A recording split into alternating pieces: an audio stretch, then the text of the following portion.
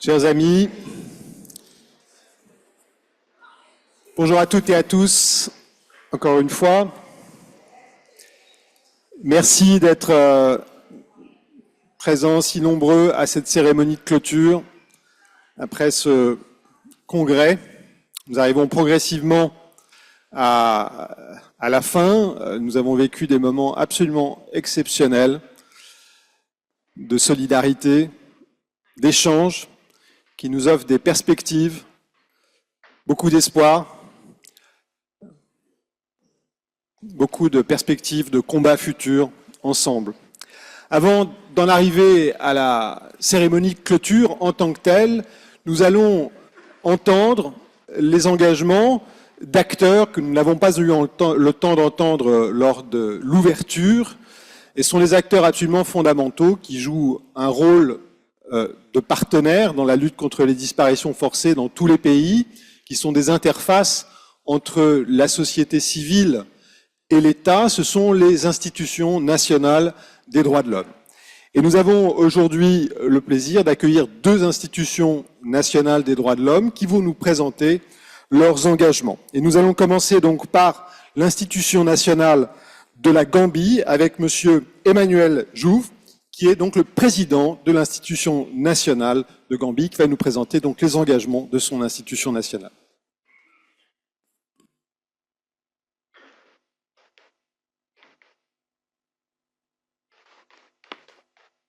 Thank you very much, Mr. Moderator.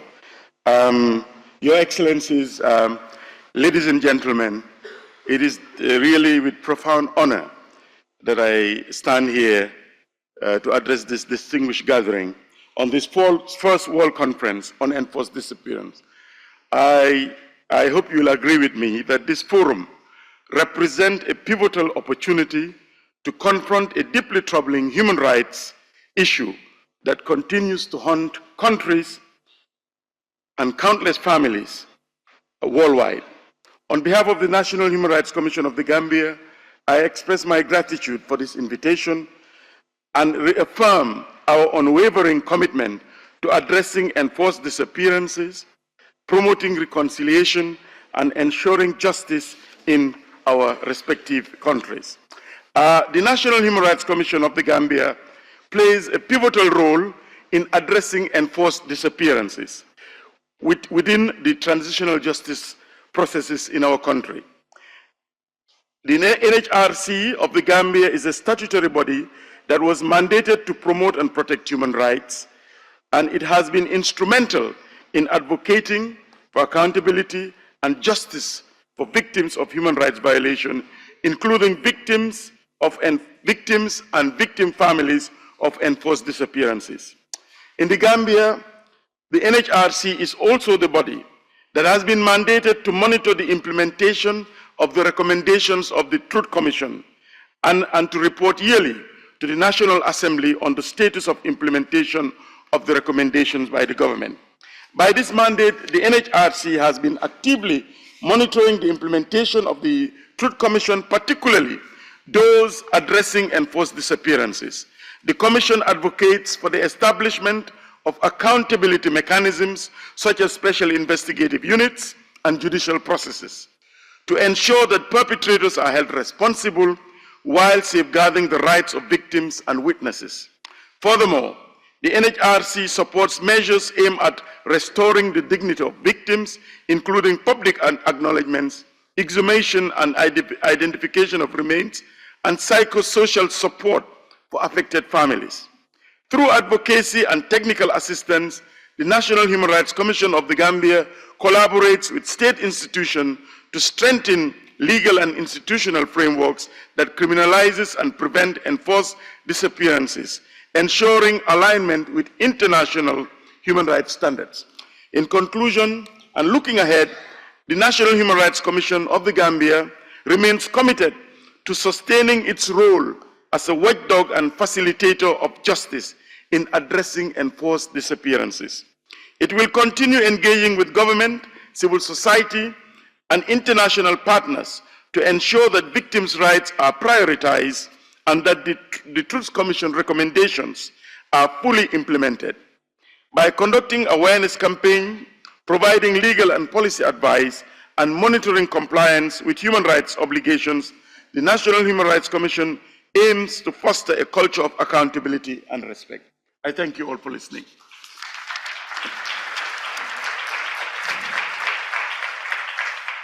Merci, merci beaucoup, monsieur. J'aimerais maintenant appeler madame Amina Bouayache, qui est présidente du Conseil national des droits de l'homme du Royaume du Maroc.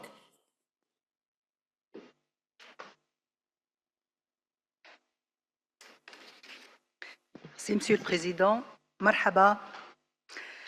J'ai le plaisir, donc, au nom du CNDH Maroc, qui avait soumis en 2023 la recommandation pour une commission de vérité pour rompre fondamentalement avec les violations graves des droits de l'homme, y compris la disparition forcée, qui était chargée d'assurer la mise en œuvre de ces recommandations. Et donc, en ce moment, j'aimerais partager les 5 pledges que nous avons soumis. Le premier, organiser un plaidoyer multidimensionnel pour implémenter les observations du comité des disparitions forcées d'octobre 2024 avec tous les acteurs concernés. 2. Plaider pour la reconnaissance de la compétence du comité à recevoir et examiner les communications individuelles. 3.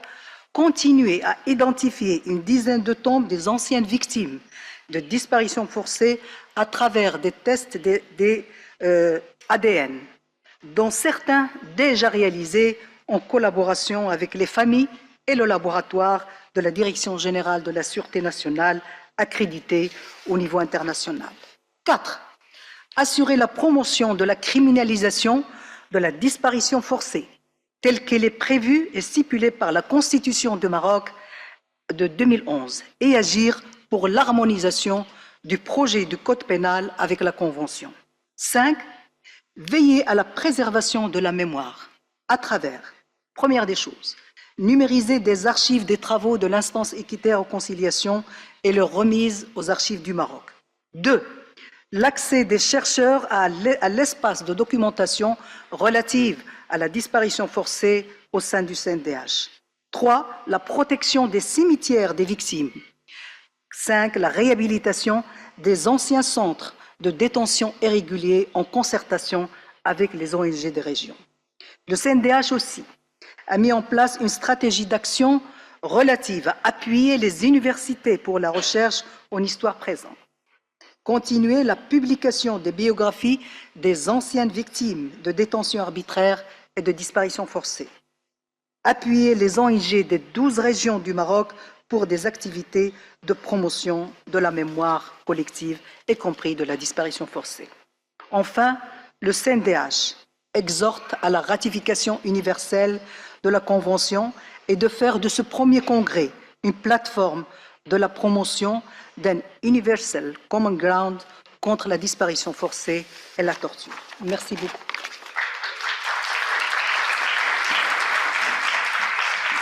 Merci beaucoup pour ces engagements de la part des INDH et encore une fois, et même message peut-être que pour les États, c'est aussi d'encourager d'autres institutions nationales des droits de l'homme de devenir partie de ce mouvement contre la disparition forcée. Merci beaucoup.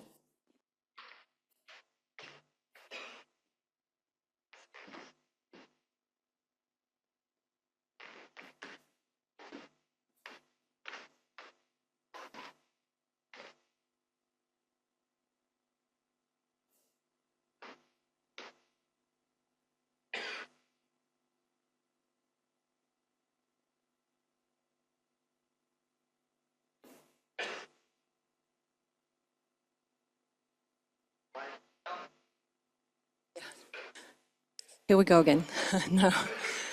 Excellencies, ladies and gentlemen, dear colleagues and friends, the first World Congress on Enforced Disappearances has brought us all together, united by a common goal, the global fight against enforced disappearance. Everything that has been shared since yesterday, the many powerful testimonies, experiences shared by all actors, have made its wide scope, profound impact, and the reasons why we are here very clear. the need to find concerted solutions together. It has been an intense couple of days filled with many exchanges, much learning and sharing, and crucially, commitment from all actors to take action. It is truly heartwarming to see so many participants coming together and joining forces to end this serious human rights violations. Hundreds of participants coming from 120 countries. I think we are all blown away by the turnout, so thank you. I don't think it's an overstatement to say that this event marks a milestone in the decades-long fight against enforced disappearance. So many, many thanks to all of you. Quelques mots en français.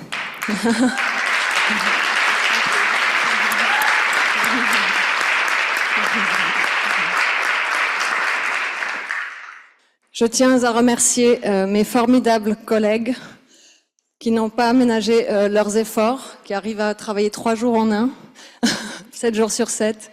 Ramla Liatouji, qui a coordonné toute la logistique.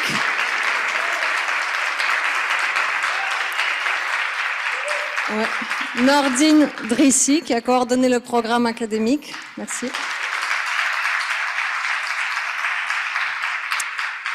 Jeanne Hirschberger, qui a aidé à tout faire.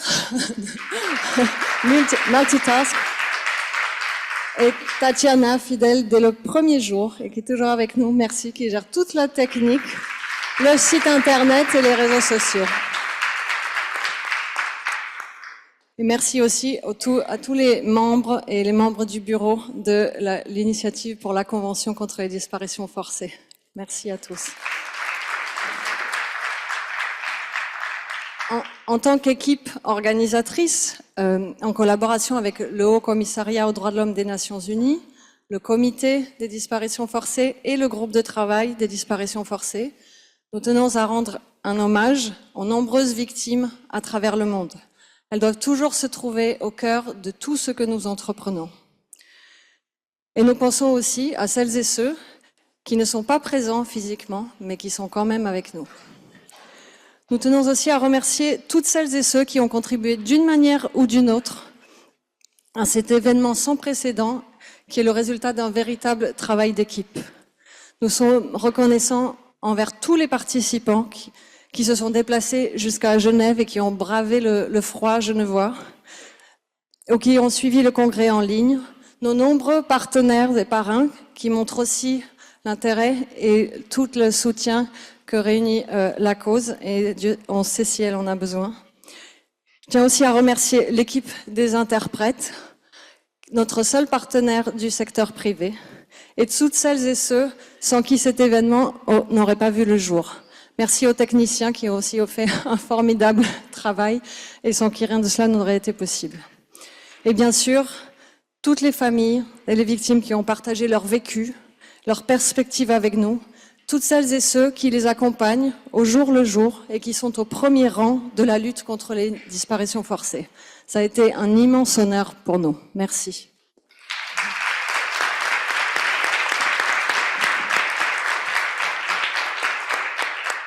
Switching back to English.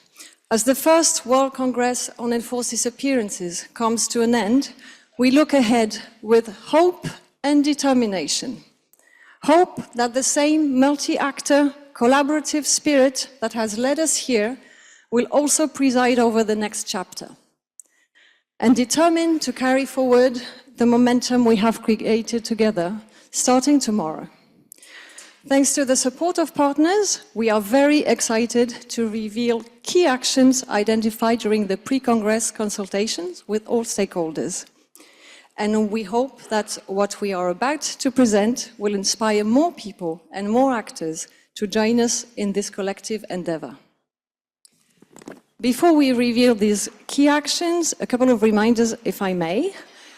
You are all invited to fill out the survey to share your feedback on the event. It will be in your inbox by 5 p.m. today. And for those whose travel was arranged by us, please send a photo of your boarding pass to Ramla today or 48 hours prior to your return flight. You know she will chase you if you don't. And now the time has come to unveil the outcome of the workshop on regional roadmaps and the selection of key initiatives. And to guide us through this exciting session, it is my great pleasure to welcome two members of our advisory board, Professor Grażyna BARANOWSKA, Vice Chair of the United Nations Working Group on Enforced or Involuntary Disappearances, and Mr. Saad HUSSEIN. Where is Saad? We've lost him? Yeah, all the way up. Please come down. Who is Chairman of the Board of Directors of Initiators Organizations for Human Rights and Democracy. Many thanks again to all for your contribution. We look forward to the next chapter. Thank you so much to Claire and the whole team. We're all impressed by how well it was organized and how well we could be here. So I'm really excited to walk all of us through what will be the next 1.5 hours of thinking about what's happening after the Congress, together with my colleague Saad. Do you want to join me here? There will be two parts of today's closing ceremony. The first part is finalizing of the regional workshops. So as you might know, there was regionally discussed what's going to be happening, and we will have one person from each regional workshop presenting here some of the findings. Yeah. Thank you very much. You can start with your section. Okay. Yeah. And after that, then the action points will be made. So we will have 6 different action points, and each action point will be presented here on stage by different persons. So let's start with our exciting regional workshops, and I will invite on stage. Let me move over here to leave them space to speak. Rachid al-MANOUZI who will speak on the MENA region. He's from FEMED. Then we will have Cecille, BAELLO, a representative of FEMED, who will speak about the regional workshop from Asia. We will have María, Adela, ANTOKOLETZ, who is speak from the Latin American context, and she represents FEDEFAM and ICAED. And then from Africa, we have Hala from the SIHA network, and last not least, from the European region, we have Özlem ZINGIL. There you are. Okay, wonderful. So thank you everyone for joining me here. Every one of you, as you know, have 4 minutes for the presentation. That's very, very short, and then we will have a short summary. So do you want to sit or stand? That's up to you. Sit? Okay, so let's, sitting, yes, sitting is good, then we don't have to hand the microphone. I would propose the order of speaking, maybe how we can also go from this side.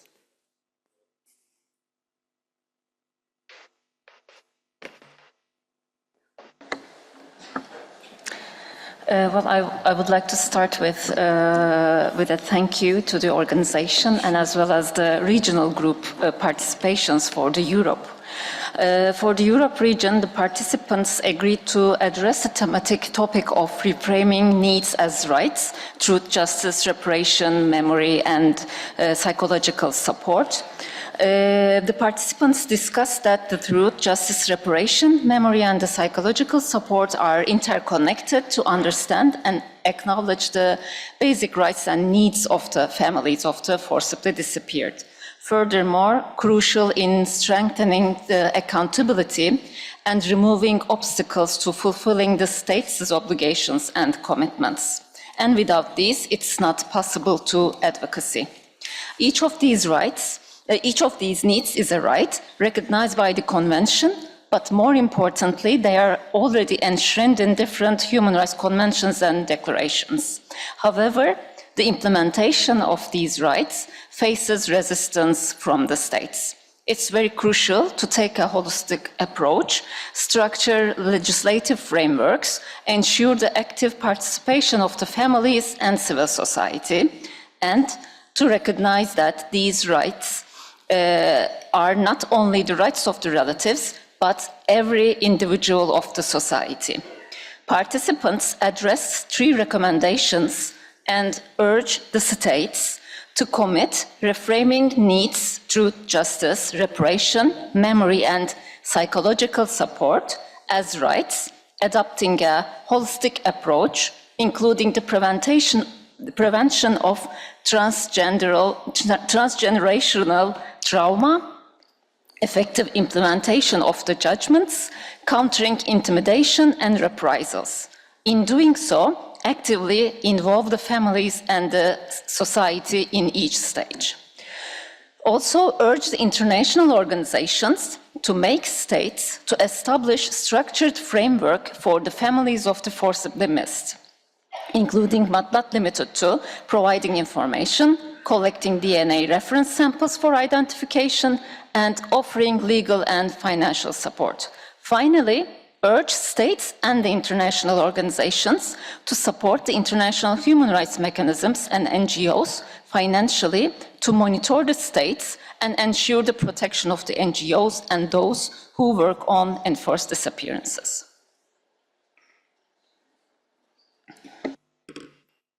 Thank you.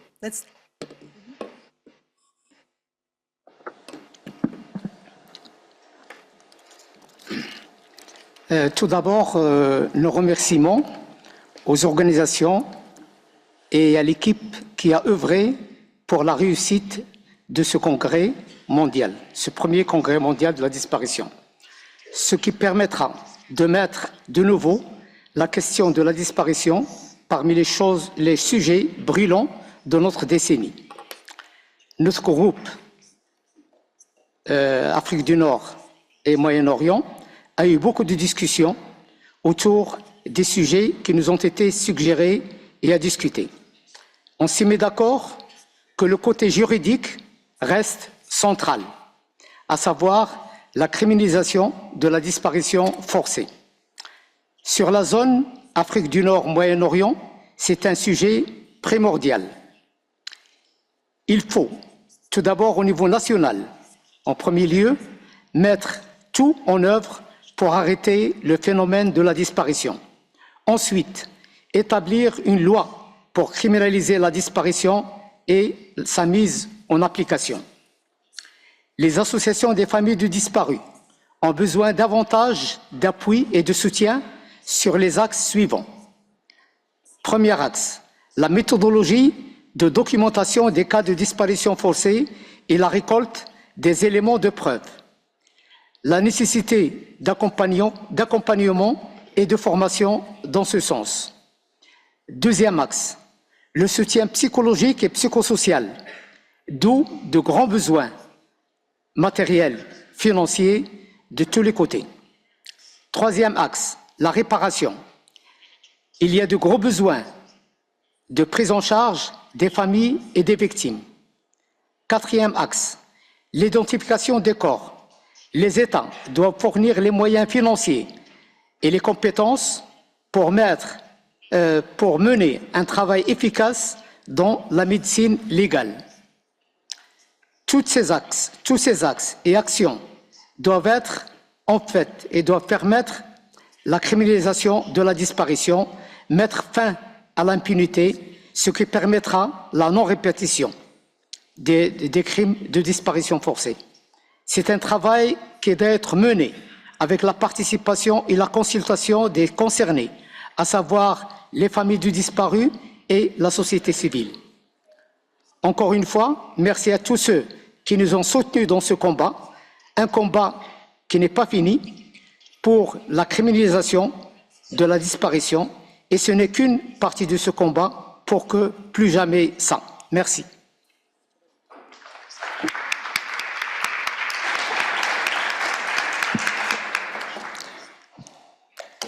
Thank you. I am Cecille BAELLO from the Families of Victims of Involuntary Disappearance FIND in the Philippines, and it is my pleasure to be here and present to you all the regional priority actions we have discussed for the Asia Group.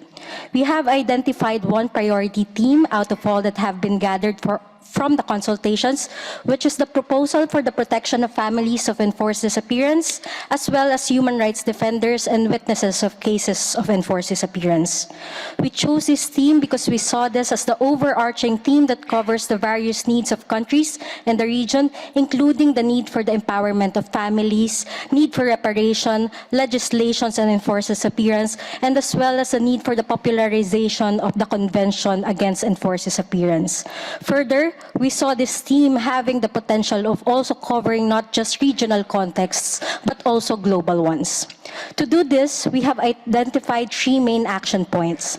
First, the development of a repository of cases, statistics, stories and narratives, and case studies in the regions that show the trends and patterns of enforced disappearance in the region, which would also emphasize the various dimensions of the crime, including gender, economic, cultural factors, and others that are all in intersection with one another. This repository would serve as a source to be shared within the region and to be accessed beyond. Second is the need for engagement with politicians, the parliament, ministers, president, legislators, and other relevant political actors through dialogues, meetings, and other concrete spaces for the exchange of ideas and recommendations to address enforced disappearance with the presence of civil society organizations, families of enforced disappearance, and other relevant organizations. Lastly, the third is the development of a set of accountability indicators to measure the compliance of states to United Nations human rights instruments and mechanisms to heighten regional initiatives that will be anchored on demanding the accountability of perpetrators by bridging victims towards possible channels to access justice with the coordination of civil society organizations, families, and other relevant bodies. This would also be hand in hand with the holding of periodic multi-stakeholder congresses on enforced disappearance in the regions. There's a lot to be done and more to be talked about in more open spaces of exchanges, but hopefully for now, with this Congress, we could start with this. Thank you so much.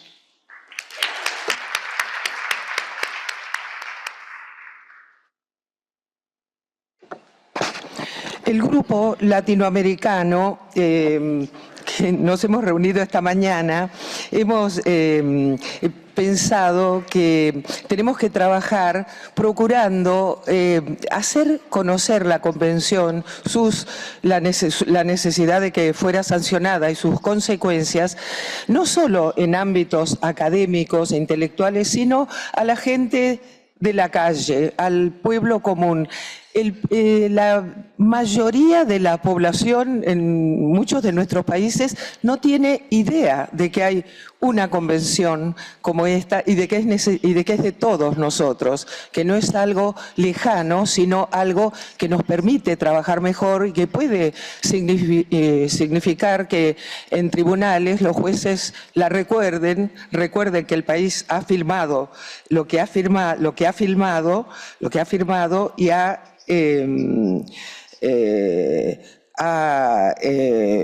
en fin, tiene que comprometerse con las decisiones que se toma estatalmente. Hemos, por lo tanto, decidido proponer ante este Congreso Mundial la creación, y estas ya son nuestras propuestas, la creación de una red latinoamericana contra las desapariciones forzadas. Una red abierta a la participación de organizaciones de víctimas y sobrevivientes de América Latina, organizaciones que sean grupos de apoyo que acompañen y personas especializadas. Será una articulación de acción solidaria, multidisciplinaria e intergeneracional. Debo decir que nuestro grupo era muy lindo porque ha estado formado por viejos, por gente bastante mayor y por gente joven. Era como un símbolo de lo que queremos. Se va a reunir virtualmente. Nos hemos propuesto reunirnos por Zoom cada 3 meses y lo haremos. La primera reunión de este grupo será el 26 de febrero a las 10 de la mañana. A las 10, horario de México, a las 11, es verdad, horario de Bogotá, a la 1 de mediodía en Buenos Aires. La primera acción de este grupo interdisciplinario latinoamericano será en ocasión del 24 de marzo argentino, porque hemos decidido que nuestras grandes acciones de este año tendrán que ver con fechas significativas de distintos países o al menos de distintas regiones.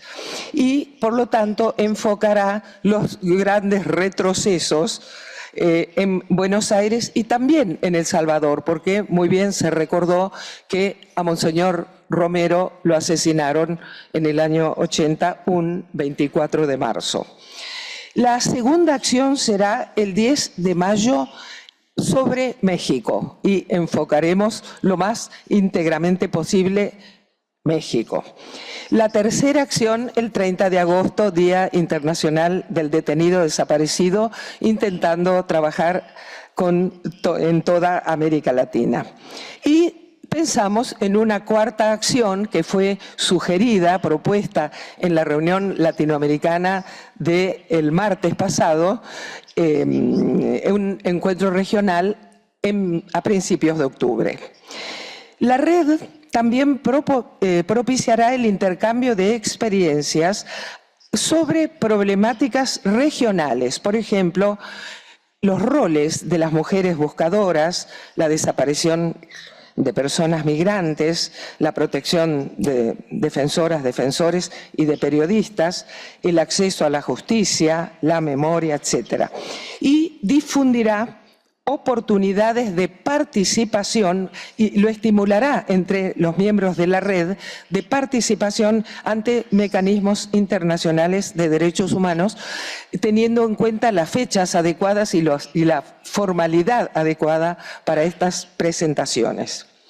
Se utilizará la base de datos que se recabó para el encuentro latinoamericano, ¿verdad? Esa red se utilizará y procuraremos entonces una comunicación no solo entre nosotros, sino también con grandes organismos que afrontan problemáticas parecidas como FEDEFAM y como la recién creada Red Latinoamericana de Abogadas y Abogados en materia de derechos humanos. Nadie interfiere con otra acción, todos juntaremos nuestros esfuerzos. Muchas gracias. Me pasé y se me perdió. Hello, everyone. My name is Hala, and I'm speaking on behalf of the Africa Working Group. Considering the fact that the knowledge and awareness of the international mechanisms around enforced disappearance has been extremely limited and unknown across the continent, we have decided that as a group, maybe at this point, we focus on primarily awareness building. And this is something that we can commit to as a member of civil society at this point. We also discussed that if we are to establish, which we believe it's very critical and important, a network around enforced disappearance, this matter should be taken to the African Commission, which is, it brings a large number of civil society from across the continent, and Africa is a huge continent, and within the Commission you will have a civil society from Western Africa, Southern Africa, or Eastern Africa, and North Africa, and can discuss how do they want to approach the establishment of the network. But for the time being, we saw the awareness building, it's going to be very, very critical and important, considering, the challenges that we are currently confronted with across the continent. So our recommendation is to strengthen the capacities and capabilities of civil society across the continent on the issue of enforced disappearances, and authorities and victims, as well as the media, including emphasizing the challenges of enforced disappearances of women across the continent. And this is a subject that we have discussed, that the conversations around women, it always position women as mobilizers on behalf of those who are enforced disappeared, but there is no emphasis on women themselves being victims of enforced disappearances. And I have recalled my own experience, working on this issue, that negotiation on behalf of women, or stressing the fact that they have been enforced disappeared, it remains very, very, very limited, and they simply vanish as if they did not exist. We also talked about the importance of the ratifications by the states, very, very important, and the inclusion of the of the mechanisms into the national legislations as part of the advocacy campaign. We have discussed the necessity of developing, an adaptable guide, that could be in text or a broadcast and translated into local languages across the continent. And we propose, as a small group of civil society, that we can come up with a slogan for all Africa against enforced disappearance. And and we have agreed that this discussion is going to be reflected among our own networks in our countries. Thank you very much.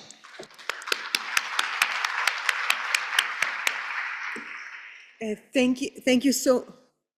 Can you hear me? Okay. Thank you so much for all of you. I would now invite on scene someone who will summarize your work. So let's give them a clap again. We're thanking them for their work and their regions. And I would invite Mandira SHARMA to come here, and she has the very difficult task of summarizing in 2 minutes, bringing out some of the key points together from those important comments that we have heard here. So that's a really challenging task, Mandira. I'm looking forward to hearing that. She is from the, you can come here, then you're well seen. She represents the ICJ and was one of the co-moderators of the workshops. The floor is yours. Thank you very much. I think at the outset, let me state that I will not dare to summarize the enriching discussions we just had, but perhaps I would like to share some of the common threads that was presented among all the region and regional discussions that we had in the morning. So out of those dozens of issues that were identified as priorities in online regional consultations that we had last year, the workshop to develop a regional roadmap was held this morning that brought 40 participants covering 40 different organizations, including victims associations, regional federations. All 5 regions were covered. Very lively discussions, very intense discussions, very enriching discussions that we had in the morning. You just heard the priorities that each group had identified, and it was not that easy to reach out or come to that sort of consensus to identify one priority areas out of those dozens of issues that were emerged during the discussions. You just heard very enriching discussions. That's why I'm saying that I will not dare to summarize that, but some of the common threads that we identified are like group identifying, even within the regions, there are different experiences, different political, social context that has to be taken into considerations in identifying some of the priorities and actions while we implement our initiatives at national level. So protection of human rights defenders, victims, witnesses, and civil society society organizations was one of the themes that came quite a lot in the discussions. Providing psychosocial support, legal framework, having those rights or those protections protected in the legal framework was also very important. Strengthening civil society organizations, victims associations, not only by providing financial resources, but political support was also discussed as a priority as well. They also identified the need to have new generations of people into this work. Having new generations also means bringing new technologies, new strategies, and that was discussed in the group as adding value to the existing work of several organizations and federations in the regions. Strengthening existing and creating new platforms were also discussed to share learning, not only to share best practices, but also to learn from the challenges and dilemmas that we face at national level and regional levels. It also could help as the depository of knowledge and resource that could be accessible to victims and civil society organizations and communities at large. So at the end, most of the groups were also discussing about need of legal frameworks, not only to criminalize enforced disappearances, promote accountability, but also to protect the rights of victims and make victims' rights accessible for victims at large. So at the end, forging collaborations, engaging with supportive governments, entities, and also national human rights institutions and victims associations was also identified as one of the common threads. I would stop here. Thank you very much, and thank you very much for all the groups that were presenting here their priority areas. Thank you. Wonderful. Thank you so much for explaining to us and showing the common threads that really run across all of the regional teams. So we are now moving to the second part of the closing ceremony. That is the part where we will be presenting, or where action points will be presented. As we said in the beginning, there are 6 action points that will be presented today. And the first one is, as you hopefully can already see, support the creation of a regional victim-led network in sub-Saharan Africa. And it's really my honor to welcome here Eduardo Diallo, who's going to present this action point for us. Welcome on the stage. Okay. Merci à l'ensemble des organisateurs de ce premier congrès, vraiment qui est une réussite. Il faut dire que c'est vraiment avec une grande émotion que je prends la parole ici pour traduire ou porter un message africain. Pourquoi je le dis?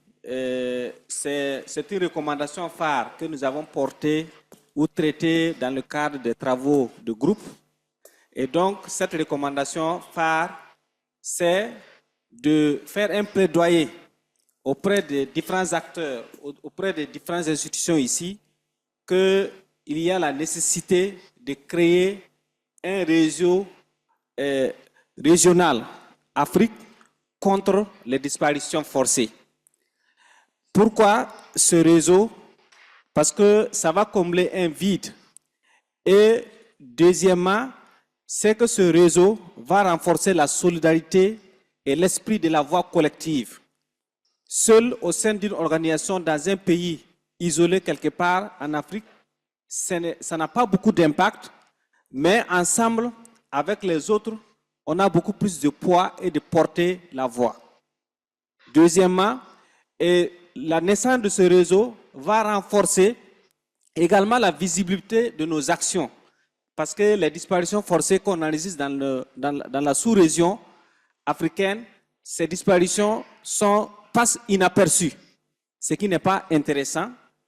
Et troisième avantage de créer ce réseau, c'est que ça va renforcer les capacités des acteurs locaux en termes de monitoring sur les cas de disparition forcée, en termes de rapportage et en termes de plaidoyer pour la vérité et la justice. Et je pense que c'est autant d'éléments pertinents qui militent en faveur de la création de ce réseau car ce réseau va aussi intensifier sa collaboration avec les organisations régionales et internationales en termes de partage d'expérience et de bonnes pratiques pour perfectionner ce travail que nous faisons sur le terrain. Nous faisons la documentation déjà sur le terrain, mais les bonnes pratiques avec les autres organisations qui sont en avance, à l'image de la FEMED et de FEDEFAM, la Fédération latino-américaine, je pense que ça va impacter positivement la lutte mondiale contre les disparitions forcées. Donc voici autant d'éléments qui nous permettent vraiment de militer en faveur de la création de ce réseau, parce que nous repartons ici grandis avec beaucoup de motifs de satisfaction, parce que tant qu'il restera une famille sans réponse, et tant qu'il y aura une injustice non dénoncée quelque part, nous sommes engagés et toujours déterminés à nous battre. Je vous remercie. Thank you. Thank you very much. And now we have the honor to have Commissioner Saad, who will comment on the action points. Merci beaucoup, Madame la modératrice. Mesdames et messieurs, je voudrais dire un grand bravo. Mesdames et messieurs, je voudrais commencer par dire un grand bravo aux organisateurs de ce premier congrès mondial contre les disparitions forcées. L'heure du bilan viendra plus tard, mais nous pouvons d'ores et déjà exprimer une satisfaction au regard. There's something wrong with the interpretation. It's okay. Je disais que l'heure du bilan, le temps du bilan viendra plus tard, mais nous pouvons d'ores et déjà exprimer une satisfaction au regard du niveau de participation à ce congrès, mais également au regard de la qualité des interactions qu'on a eues depuis hier sur les problématiques liées à la disparition forcée. Aujourd'hui, il ne s'agit pas pour moi de faire un discours. Il m'a simplement été demandé de réagir par rapport à une action forte qui a été annoncée par Dr Diallo s'agissant de la création d'un réseau africain de victimes et de familles de victimes. Je voudrais dire solennellement qu'en ma qualité de président du groupe de travail sur les disparitions forcées, je marque mon engagement à accompagner la création de ce réseau et à le soutenir. Je ne reviendrai pas sur tous les avantages qu'il y a à créer un tel réseau. Dr Diallo vous a parlé de l'action inspirante de la Fédération latino-américaine sur les disparitions forcées, qui a une action, une portée mondiale, puisque cette association aujourd'hui a même en fait un statut d'observateur au niveau de l'ECOSOC à l'ONU. Nous voulons en fait une organisation pareille, identique en Afrique. Donc je soutiens cette proposition et plus encore, nous ferons le nécessaire pour que ce réseau qui va être créé ait le statut d'observateur auprès de la Commission africaine des droits de l'homme et des peuples. Je vous remercie. Thank you. Thank you very much.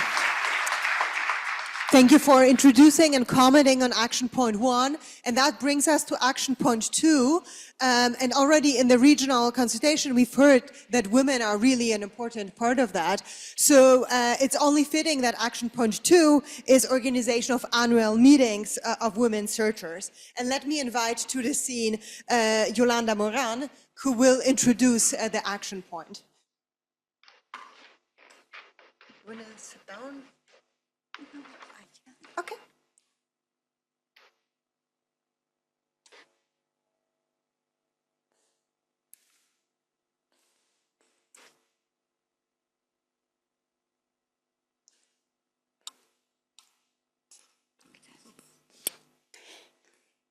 Quiero agradecer a las organizaciones y personas que invirtieron tiempo, recursos, pero sobre todo mucho corazón. Todo esto para que este Congreso Mundial se llevara a cabo. Reconocemos y valoramos todo su esfuerzo para hacer de este espacio un lugar de confianza, de compartición y de esperanza para todas y todos nosotros. En estos 2 días, al igual que en nuestra lucha desde el primer día de la desaparición de nuestros familiares, hemos podido ver, sentir, vivir lo que es la unión y la fuerza que genera estar en colectividad. Cuando las voces se unen para exigir nuestros derechos, se escuchan mucho más fuertes, mucho más lejos y por mucho más tiempo. A pesar de las diferencias en el idioma, las edades, los géneros, las ideologías y los años de experiencia, nos hemos encontrado y entendido en el lenguaje universal del amor. Ese que nos mueve y nos mantiene en la lucha por encontrar a nuestros seres queridos desaparecidos. La construcción de herramientas, leyes y procesos de justicia es un camino lleno de dificultades que va en su vida, con un gran peso que conlleva la responsabilidad de buscarle a todos, porque cada uno de ellos importa, cada uno es un ser que es esperado, extrañado, buscado y amado. Por ellos es que somos capaces de escarbar con las manos, de buscar en el desierto a 45 grados de temperatura, de caminar grandes distancias, incluso de poner nuestras propias vidas en riesgo. Es porque sentimos que es nuestra obligación, que si no somos nosotros, nosotras, las que los buscamos, más nadie lo va a hacer. Las autoridades le apuestan a nuestro olvido, a nuestra muerte, para ya no buscarles. ¿Cómo fue que llegamos a tanta deshumanización en el mundo? El perder la fe y la esperanza es algo que nos pasa un día sí y el otro también. Este Congreso, el conocerlos y sentir esa conexión que solo quien vive la desaparición de un ser amado puede entenderlo. Me ha dado nuevas esperanzas ver tantas organizaciones, expertos y solidarios interesados en buscar personas que ni conocen. Es lo que me renueva la creencia en la humanidad. Estoy convencida de que la unión transnacional, el compartir ideas y estrategias conjuntas puede ser parte de la solución. Imaginen el sismo que podemos generar al unir nuestras voces al unísono en la exigencia para todos. ¿Cuántas voluntades podríamos simbrar si marcháramos al mismo rito, a la misma dirección, al mismo tiempo?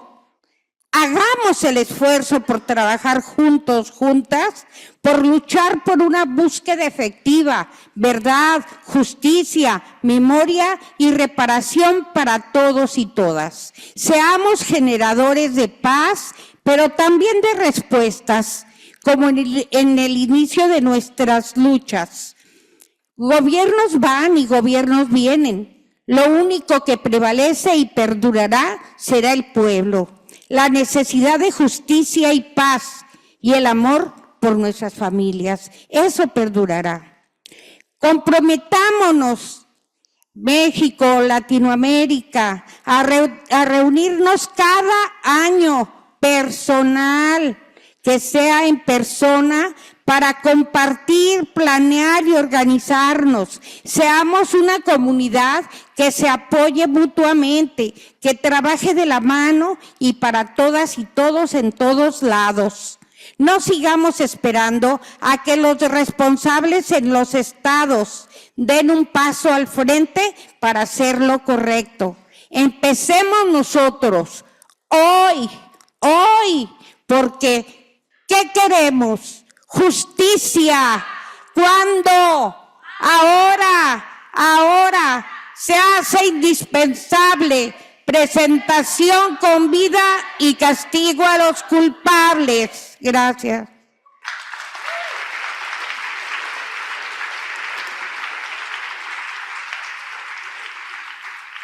Thank you so much. And I would invite on the stage for a comment on Action 2, Ms. Silvia Plana-Subirana from the International Catalan Institute for Peace. Hola, muy buenas tardes. Siempre es un reto hablar después de Yolanda. porque realmente es un privilegio poder complementar lo que estaba diciendo, pero es parte también de lo que os queríamos compartir. Hoy, primero de todo, quería dar las gracias en nombre del ISIP al CEDI y a las entidades convocantes por invitarnos a ser parte no solo del Congreso, sino de todo el proceso y de las conversaciones previas. Muchísimas gracias por esos 2 días, el espacio, la confianza. Y felicidades realmente a todos los que estamos aquí presentes. Creo que nos podemos felicitar todos por el esfuerzo de garantizar que las familias y las víctimas hayan estado en el centro de la agenda durante esos 2 días. Queremos hoy sumar nuestras voces alrededor de la importancia de organizar encuentros de mujeres buscadoras, sabiendo que para el trabajo de futuro es esencial sumar esfuerzos para promover la conexión y el intercambio entre buscadoras y víctimas de desaparición forzada, ampliar su resonancia y, sobre todo, movilizar a los Estados y a la sociedad civil. En el Instituto Catalán Internacional para la Paz, junto con mi compañera Sabina Puig, llevamos un tiempo impulsando y acompañando reflexiones sobre cómo la búsqueda de personas desaparecidas tiene fuertes vínculos con la construcción de paz y cómo es necesario contribuir realmente al reconocimiento de las mujeres buscadoras, de su agencia social y política y también de su trabajo. Y para ello entendemos que para la construcción de paz hace falta, y lo hemos estado hablando mucho esos días, ¿no?, una participación activa y central de aquellas personas que se han visto impactadas por los conflictos y en este caso por las desapariciones forzadas. Y para ello es clave, es esencial la construcción de redes y espacios que fortalezcan la relación entre esas personas, que permitan compartir perspectivas y generar conexiones e interdependencias que realmente contribuyan a fortalecer la resiliencia y nos permitan crear y fomentar la creatividad ante los conflictos, cómo nos pensamos también respuestas diferentes entre todas. Juntas, las mujeres buscadoras, con toda su carga moral y simbólica, han sabido generar desde hace años esas redes tan estratégicas para la construcción de paz y han sabido basar su esencia, y nos lo decía ahora Yolanda y también nos lo decía, por ejemplo, Nasser ayer, en el amor, en la vida y en la memoria de los seres queridos. Y desde el ISIP contamos con una experiencia chiquita que os queríamos compartir hoy, y es que a finales del 2023 hicimos un encuentro con mujeres buscadoras de 12 países y también participaron personas del Sistema de Naciones Unidas, personas expertas y de instituciones públicas, sobre todo con sede en Cataluña. Y realmente fue un espacio que fue muy enriquecedor y que creemos que tiene potencial para ser replicado, porque en el encuentro realmente quisimos poner en valor las aportaciones de los colectivos y generar un espacio donde las buscadoras de diferentes regiones del mundo tuvieran una oportunidad de compartir sus experiencias, los contextos en los que realizan la lucha y la búsqueda, cómo articulan sus demandas y sus prioridades. Tuvimos espacios también para ofrecer herramientas de apoyo psicosocial y de cuidados, que también estamos muy contentas porque ha ido saliendo estos días, y compartieron pues, sus experiencias inspiradoras y exitosas para que pudieran servir de ejemplo a las compañeras. Pero también lo que queríamos compartir hoy es que ese encuentro lo pensamos como el inicio de un proceso más pausado, más a mediano y a largo término, y de hecho estamos muy contentas porque parte de las mujeres que participaron en este encuentro han estado acompañándonos estos días aquí en el Congreso, y así, digamos, vamos sembrando semillas de camino al futuro. Lo que nos parecía muy importante compartir, y no me alargo mucho, es que hubo hechos no tangibles, ¿no?, como es el encuentro entre pares, el verse reconocidas las unas a las otras, y eso permitió reconocer su trabajo y realmente reforzarlo. Fue importante para nosotras que la agenda de estos días fuera construida colectivamente con las mujeres para que realmente lo que trabajáramos respondiera a sus necesidades y a sus prioridades, y también, eso lo queríamos hablar, es dejar espacio a la creatividad y a la improvisación, porque realmente nos dejamos ratos solo para estar, para ser, incluso bailamos y cantamos, y realmente sentimos que todo este tiempo más pausado nos permitió ver cómo realmente mujeres que incluso no compartían idioma pudieron encontrarse y entenderse y fortalecerse mutuamente a través de sus experiencias vividas, del dolor sufrido, pero también de ese amor que guía todo su camino. Así que simplemente queríamos saludar y apoyar este resultado del Congreso de querer hacer encuentros regionales con mujeres buscadoras, tanto a nivel mundial como regional, liderados sobre todo por las propias familias, ya que sabemos que eso es clave para garantizar la centralidad y la participación de las víctimas en la lucha contra las desapariciones forzadas, y sobre todo también que adoptar la perspectiva de género es una cuestión esencial, porque como también hemos estado hablando, tenemos que reconocer los impactos diferenciados de las desapariciones en las mujeres y en las buscadoras. Así que, bueno, como instituciones públicas y sociedad civil tenemos mucho que aprender de los colectivos de buscadoras, de cómo se han ido articulando y trabajando por todo el mundo a lo largo de generaciones, y como ICIP hoy nos queríamos comprometer a seguir ofreciendo nuestro apoyo para que las mujeres buscadoras puedan encontrarse, e invitamos realmente a todos los aquí presentes que se sumen a los esfuerzos y que podamos seguir trabajando juntas a favor de un mundo más justo y con menos violencias. Muchísimas gracias. Thank you.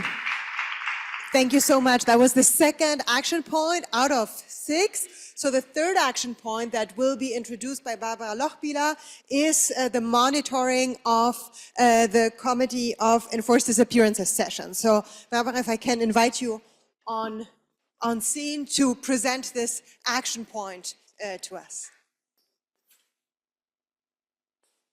So, I'm a member of the Committee on Enforced Disappearances. We are in action twice a year. We have sessions in spring and in autumn. And this Congress here here in Geneva brought so many of you from different backgrounds and suggestions to our committee. So what will we do in our Committee on Enforced Disappearance? First, I would say, listening to all of you, and we will have the full report, the detailed report of recommendations, will enable us and give us confidence also that the work we do in our committee can have successes when we work together and have support from also outside Geneva. Now, the main task of our work is the interaction and the dialogue with the state parties. And we do this. And the second part, I would say, is that we also try to identify and develop the convention further and how to interpret and to read this. And so we do this not only with state parties. We reach out to academia, we reach out to regional organizations, we reach out to victims organizations, human rights NGOs. So I think what our pledge, if I may say so, to the committee is that we will take your recommendations or the recommendations from this World Congress, which will enrich our work in doing this, discussing with the states, but also commenting and developing further the convention. So, and we will do this, I would say, perhaps this is an action in a more systematic way as we have done so far. But we can do this only successfully if you continue to interact with the committee. That means you can follow us. I don't know if you can see this, when our sessions are, that you can read our newsletter. You can see when perhaps your country is next on the agenda to prepare for this. And also have in mind that we ask your respective governments before they come to our committee to report how they have implemented the convention, that they have to reach out at home and on the national level with you from civil societies and victims. And then again, we can only be successful that when we work together. So also we hope that the recommendations or concluding observations we in the committee develop, that they will support you when asking your government at home, now how do they implement these recommendations? So I would say that our committee will be strengthened with all the recommendations from you. We also can promise actually that we continue to seek your knowledge, your experience, that we interact with all stakeholders with a very diverse background. And please also in working together, I would also like to refer to the different manuals we have produced. A manual, for example, who helps your government and ministries how to report to our committee. This can also help civil society to follow the arguments. Please use the information we provide. And I think that is to say that there is actually no lack of information on how we work. But of course, we have to make it visible. So our sessions, the public part, they are web streamed, so you have not to be in Geneva to follow it. But if you feel not well enough to have public contributions, you can also provide us with your information in a confidential and non-public way. So I would say, I don't know if this is exciting, but we will continue to work in the committee and let's say, don't do it only in Geneva and within the United Nations, but to reach out to all regions and also to the civil society. Thank you very much.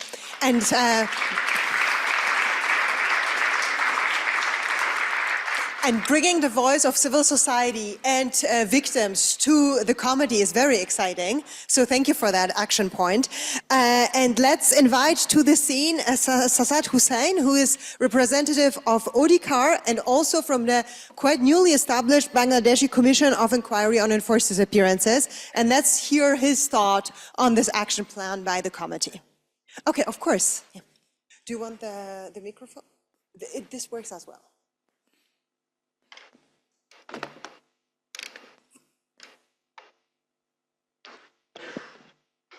Good afternoon, everyone. Excellencies, ladies and gentlemen, friends and colleagues. This is a very exciting moment for me to be here as a human rights activist and also a new member created by the interim government of Bangladesh, a commission of inquiry on enforced disappearances. Well, being an activist, I had a lot of experience, which is definitely bitter experiences from the families of the disappeared, the victims itself. And I understand because I have been working with the victim families, the victims of enforced disappearances, extrajudicial killings and torture over 16 years. And I feel their sufferings. I know their plights, their sufferings, their pains, how it is. Being a member of the commission, we have received so far more than 1,700 complaints in the commission that took place since 2009 and August 5th, 2024. After the changeover, the political changes, the regime change, you know, the Bangladesh had been under a fascist regime led by Sheikh Hasina. So the student-led movement, it turned into a mass uprising that uplifted the fascist regime, and a new interim government formed, led by Nobel laureate Professor Muhammad Yunus. So after coming this government initiated this making of this commission and also ratify the International Convention for the Protection of All Persons from Enforced Disappearances. So here comes how could we monitor the Committee on Enforced Disappearances sessions, because there are a lot of expectations from the families of the disappeared, and basically to identify the whereabouts or the fate of the disappeared persons. The Commission is mandated with identify the perpetrators, search for the victims, report to the different stakeholders, including the government, reforms the laws and make recommendations for amendment of the national laws, and also recommend for criminalizing the enforced disappearances. I think we have to make more commitments in terms of, you know, ratification is not enough. It's just the beginning. It's just the initiative, but it is very challenging for all the states to have a proper implementation, a better implementation of the convention. So there should be a dialogue between the multi-stakeholders, including the families association, civil society, human rights defenders. And the committee needs to be proactive in terms of holding the government accountable for implementing the conventions. And how could we make the governments accountable which are reluctant to proceed further?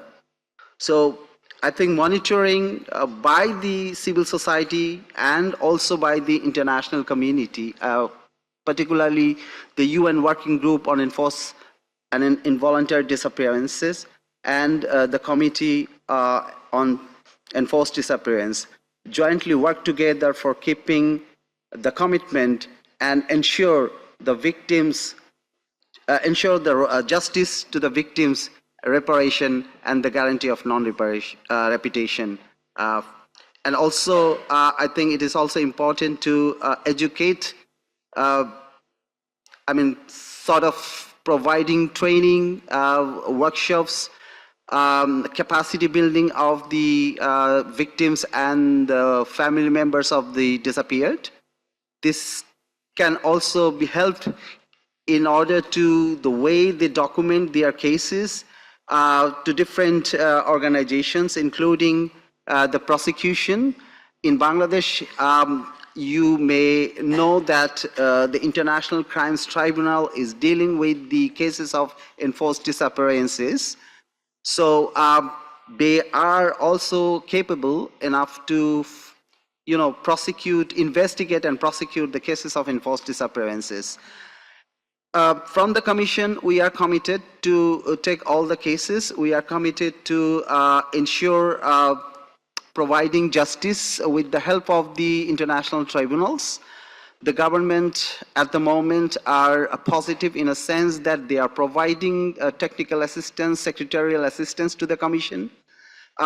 Still, we are facing different challenges by different stakeholders, particularly from the security forces and the armed forces, which were notoriously involved in disappearing people, torturing people in their custodies. And there are a lot of victims who are still missing. We couldn't find them. One of the things that the committee and the special procedure could think about how to support the Commission and other national institutions which are engaged with the finding of the victims of enforced disappearances. For example, providing forensic support, also the technical support that can be arranged with the help of different stakeholders in countries who have expertise on forensic anthropology and the capacity to sampling DNA and others, because at the moment the Commission doesn't have that capacity. Yeah, so I thank you very much. If the committee works together with other special procedure mandate holders, that could bring changes and ensure justice, reparation, and guarantee of non-repetition. Thank you very much.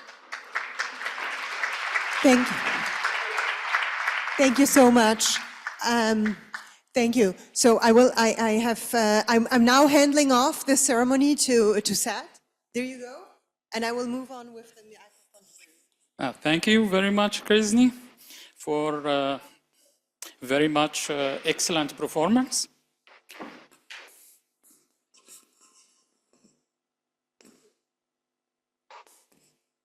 Yes, we will go on to introduce the last three actions.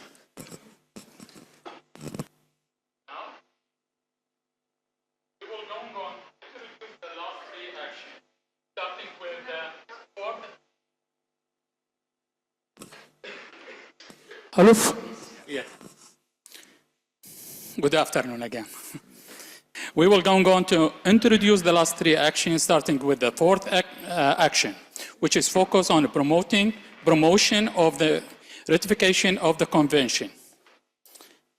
Our first speaker will be Mary Elians Diaz from Asia ICAED.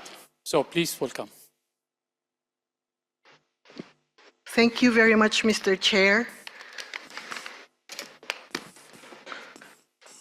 His Excellencies, families of the disappeared, ladies and gentlemen, the International Convention for the Protection of All Persons from Enforced Disappearance is a global response to the global phenomenon of enforced disappearances. Reports of the Working Group on Enforced Disappearances attest to the global magnitude of the crime. Any international human rights treaty is valued for its pro-victims content. After all, the very reason for drafting such a treaty is to make states accountable for human rights violations. By dint of the active role of victims' families played during the 3-year drafting and negotiation process of this Convention on Enforced Disappearances, and the supportive position of the late French Ambassador Bernard Kessejan, the Convention has strong pro-victims position, pro-victims provisions. To recall, in the final session of the Convention, His Excellency Kessejan dedicated the final text of the Convention to the mothers of the Plaza de Mayo, Línea Fundadora, represented then by the late Marta Ocampo de Vázquez. The Convention is important as enforced disappearance occurred in Latin America in the 70s and spread throughout the world. It has established a new right, which is the right not to be subjected to enforced disappearance. It contains articles specific to children victimized by enforced disappearance because of their parents being disappeared and/or born in captivity while their mothers were disappeared and these children disappeared themselves. It is an instrument of prevention of endless sufferings and devastation of the family, community, and the whole society. The Convention allows judgment against a perpetrator in another country if both countries involved are states parties. It is a source of empowerment for families because of the existence of an international norm that protects them in the process of searching for truth and justice. The signature and ratification of the Convention help erase the stigmatization against victims and is a form of re-dignification. The campaign for the Convention should be done in a massive manner by families of the disappeared and all members of civil society as a way of empowering them and facilitating the regaining control of their lives. To synthesize what many Asian families of the disappeared said, the Convention is a valuable instrument for the following reasons. Its pro-victims provisions are many. It is a form of pressure to the government not to repeat the same crime, and a way of amending domestic laws for harmonization purposes. It is a treaty creating legal obligations for states parties and giving monitoring functions to a new body composed of independent experts. The qualitative steps include a conventional basis according to the law of treaties, legal obligations of substantial nature, strong definition of enforced disappearance as an autonomous crime, and emphasis on the fight against impunity. The Convention also has a lot of legal value. It is a legally binding normative instrument, provisions of which parties are obliged to respect, promote, and implement. Lamentably, as of today, only 77 states have ratified the Convention. The number pales in comparison with the number of states with outstanding cases of disappearances due to many impediments, including issues of sovereignty, non-intervention and self-determination, fear of international scrutiny, fear of deprivation of support from donor states which are against the convention, internal limitations of civil society organizations. So let us not let these impediments be stumbling blocks to the dream of the families to make enforced disappearance disappear from the face of the earth. Let us work hard for universal implementation of the convention.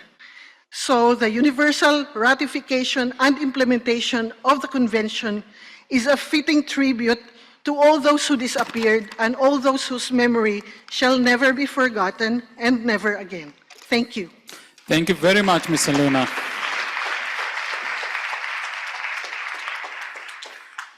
Please welcome on stage the second speaker, the representative of Morocco, Ms. Fatima Barakan, Secretary General of the International Delegation for Human Rights. Thank you very much. Thank you. You're welcome.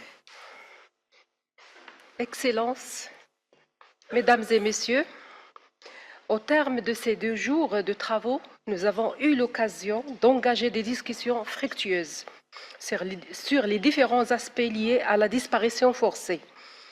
Ces échanges ont été enrichis par la diversité des intervenants, des représentants des États, des institutions nationales des droits de l'homme, des membres de la société civile, aussi bien nationale qu'internationale, ainsi que des victimes et de leurs familles qui demeurent au cœur de ce processus.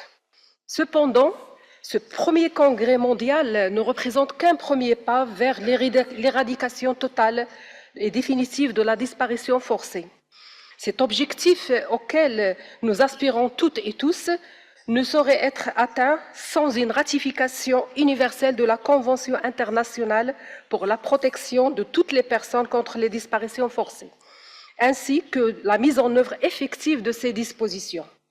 Je suis convaincue que le groupe de l'initiative pour la promotion de cette convention, duquel le Royaume du Maroc fait partie, ainsi que l'équipe compétente qui porte ce projet, en coopération avec toutes les parties prenantes concernées, ne ménageront aucun effort pour atteindre notre noble objectif. C'est dans ce même esprit que le Royaume du Maroc s'est engagé à soutenir davantage ces efforts, en plus de l'engagement d'intégration de la question de la disparition forcée au niveau de notre nouveau code pénal. Elle s'est engagée à organiser un séminaire régional sur les disparitions forcées au Maroc. Celui-ci sera dédié à l'échange d'expériences et de bonnes pratiques en matière de ratification de la Convention et de mise en œuvre de ces dispositions. En effet, la Convention offre un cadre juridique et opérationnel important qui ne saurait être pleinement mis au profit sans un dialogue franc et constructif et une mutualisation des efforts de tous les acteurs concernés. La ratification universelle ainsi que la mise en œuvre optimale de la Convention auquel nous aspirons toutes et tous seront le résultat cumulé de son appropriation par les différents États membres. Et ce séminaire régional que mon pays va organiser constituera un jalon significatif sur ce chemin. Il permettra la multiplication des bonnes pratiques et aidera à la prise de décision éclairée, basée sur des expériences vécues dans un contexte commun. Il s'y est de préciser que le Maroc appartient à 2 régions les plus propices aux efforts de l'initiative pour la ratification universelle de la Convention. L'Afrique, aussi bien que la région MENA, figure parmi les 3 régions ayant enregistré le moins de ratifications. Le Maroc estime alors qu'il est nécessaire d'engager ce dialogue régional durant lequel pourrait partager son expérience en tant que l'un des premiers États signataires. Et à la lumière de son interaction solide et régulière avec le comité contre les disparitions forcées. Il entend également explorer à travers ce séminaire les expériences et les bonnes pratiques des autres acteurs dans la région. Le rapport émanant des séminaires régionaux sera mis à la disposition de l'initiative afin d'alimenter le recueil des bonnes pratiques relatives à la ratification et à la mise en œuvre de la Convention qui sera préparée dans le cadre de cette 2e étape de l'initiative. En tant que coordonnateur mondial des réseaux internationaux des mécanismes nationaux de mise en œuvre, de reporting et de suivi des droits de l'homme, les NMIRF, le Maroc pourra également partager ses résultats de ce séminaire régional au sein du réseau et mettre cette expérience à disposition des membres du réseau souhaitant la dupliquer dans d'autres régions. Pour conclure, je forme le vœu que les dynamiques lancées aujourd'hui durant les travaux auxquels nous avons assisté ces 2 jours se poursuivent et qu'elles se traduisent par des avancées majeures en faveur de la dignité humaine. Et merci pour votre attention. Thank you very much, Secretary General. Now we move on action 5, which is focuses in strengthening the capacity of civil society to engage with UN mechanisms. I will call on stage the first speaker will be Mr. Joseph Monaka from Africa. Thank you. Oh. You come from? I don't know whether this mic. You can use this. Thank you. My name is Joseph Kariuki. I work with the International Justice Mission, a global organization that is dedicated to protecting the poor from violence, bringing criminals to justice, and restoring survivors of violence. I joined the International Justice Mission 7 years ago during a tragic period when we faced the enforced disappearance of one of our lawyers, Willie Kimani, our client Josephat and Joseph. They were abducted while leaving court, and for 7 days we looked for them, we could not find them. Unfortunately, 7 days later, their tortured bodies were found in a river. This devastating incident catalyzed the formation of the Missing Voices Coalition, which I'm part of, which is an coalition that brings together 15 organizations and community justice center.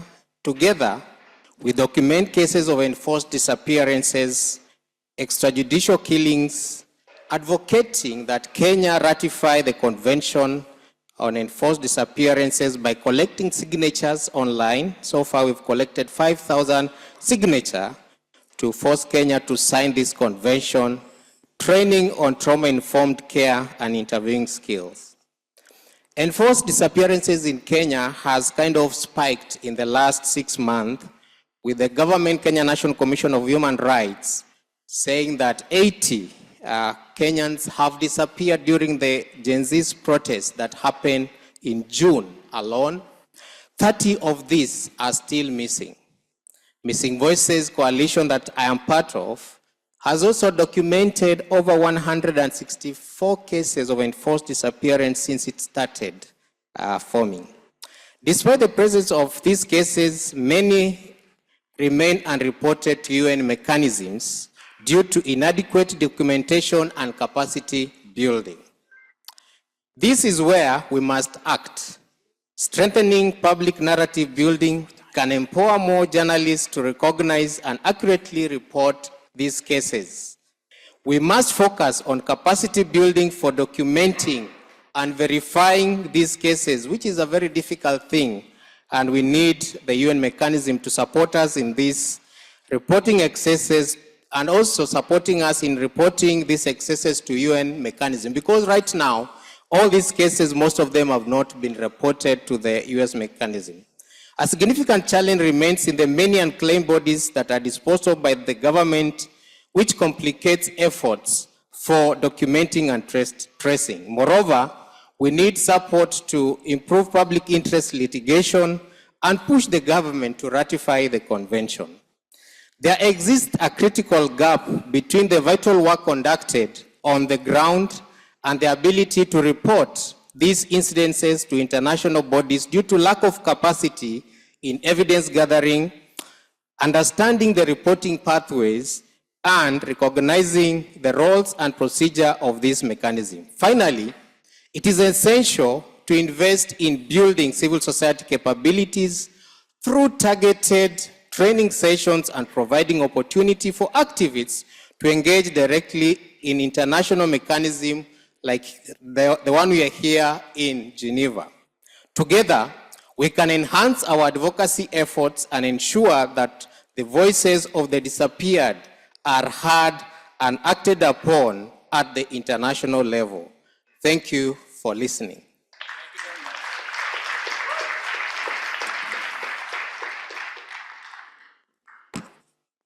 Thank you very much, Mr. Joseph. Our second speaker will be Ms. Ana Lorena from UN WIGAD.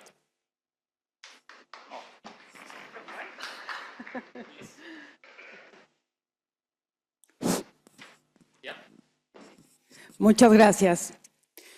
Bueno, pues yo trabajé cerca de 20 años, he trabajado cerca de 20 años con familias de personas desaparecidas, y lo que tengo que decir acerca del fortalecimiento de los colectivos es que lo más valioso ya lo tienen.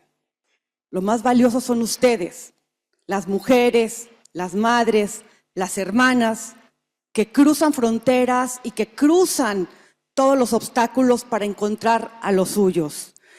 Estando en la organización, el mayor reto siempre nos lo ponían las madres, que si habíamos estudiado el derecho, teníamos que deconstruir el derecho que aprendimos para tratar de entenderlo a partir de las necesidades de las familias.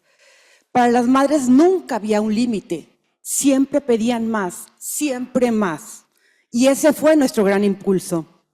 Ahí nos dimos cuenta cuando empezamos a trabajar los casos de migrantes desaparecidos, pues que no era suficiente con empujar las cosas a nivel nacional, sino que teníamos que hacer una alianza en la región, Honduras, El Salvador, Guatemala, México y hasta Estados Unidos. Esto lo aprendimos de las madres que cruzaban las fronteras caminando, buscando a los suyos. También aprendimos que existían Naciones Unidas, que existen Naciones Unidas, y lo veíamos muy lejos y decíamos, ¿cómo vamos a hacer nosotros para llegar hasta las Naciones Unidas? Y lo veíamos allá lejísimos, ¿no? Y dijimos, bueno, pues por lo menos hay que bombardearlos, pero en el buen sentido de la palabra. ¿Y qué es lo que hacíamos? Cada que llegaba a México, yo soy de México, un relator, un mecanismo, había una revisión de algún mecanismo de Naciones Unidas, nosotros preparábamos un informe, pero nosotros solamente trabajábamos personas migrantes desaparecidas. Y ustedes dirán, ¿y por qué daban tantos informes? Porque nos dimos cuenta que la desaparición está vinculada con la discriminación, que hay niños, hay niñas, hay mujeres, tiene que ver con la independencia judicial, tiene que ver con las fiscalías que no investigan, tiene que ver con el poder judicial que no funciona, tiene que ver con el relator de migrantes, tiene que ver casi con todos los mecanismos de Naciones Unidas. Entonces, cada mecanismo de Naciones Unidas tenía un informe de nuestra parte. Creo que ya se me acabó el tiempo. Finalmente, decirles, es muy importante seguir haciendo lo que ya están haciendo. Ustedes tienen el camino echado a andar. Yo lo que esperaría de este encuentro es que haya una mayor cercanía entre ustedes y nosotros, ahora lo digo como integrante del grupo de trabajo de Naciones Unidas. Si nos necesitan, ahí estamos. Si tienen dudas, vengan y búsquenos. Si quieren un taller, también lo podemos hacer. Sean parte de nuestros informes. Los informes que hacemos, por ejemplo, ahora yo estoy haciendo el de desaparición forzada, el texto de defensa de tierra, recursos naturales y medio ambiente. Esos informes se van a nutrir con sus voces, con sus necesidades. Ustedes pueden ser parte de todo esto. Les invitamos a seguir en colaboración y también les invitamos a que nos digan qué cosas podemos hacer mejor. Afortunadamente ahora el tener comunicación vía remota también nos acerca. Nos preocupa los países donde no tenemos muchos reportes de casos y muchos reportes de la situación, porque entonces no podemos hablarles a los estados. Pero ahí el aprendizaje. Por último, decirles que yo espero que este taller, este foro que tuvimos, este encuentro, sea otra más de las semillas. Una semilla que puede crecer en la ciudad, compartiendo con otros colegas de ustedes que no vinieron. Una semilla que puede ser en su país, una semilla que puede ser para la región y que nos volvamos a ver aquí. Y espero que los estados que están aquí también llamen a otros países para que todos juntos podamos encontrar a todas las personas desaparecidas. Gracias. Thank you very much.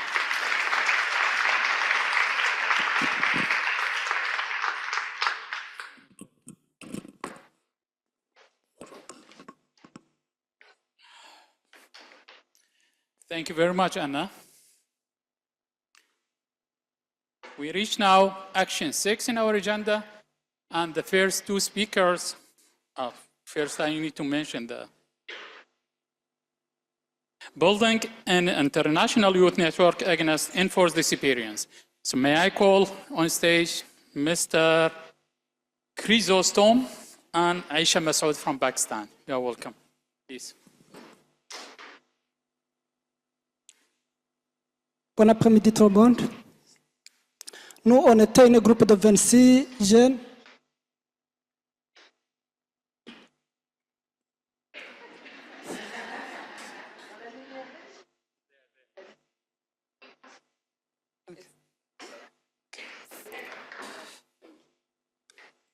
Nous étions un groupe de 26 jeunes venus de différents pays, différentes régions.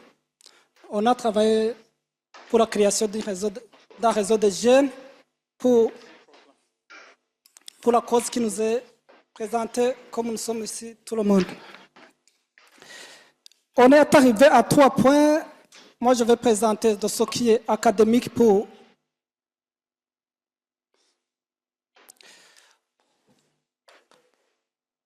on a vu qu'il y a une gap d'informations concernant la disparition forcée au niveau des jeunes, au niveau de la jeunesse, et nous avons mis les points suivants. Nous devons faire à ce que les universités intègrent le phénomène de disparition forcée dans les programmes académiques des sciences, des différentes sciences sociales, comme la médecine, l'anthropologie, les droits, pour que les jeunes puissent connaître ce phénomène. Il n'est pas connu. Nous devons institutionnaliser la coopération avec les universités pour partager l'expérience, les connaissances en vue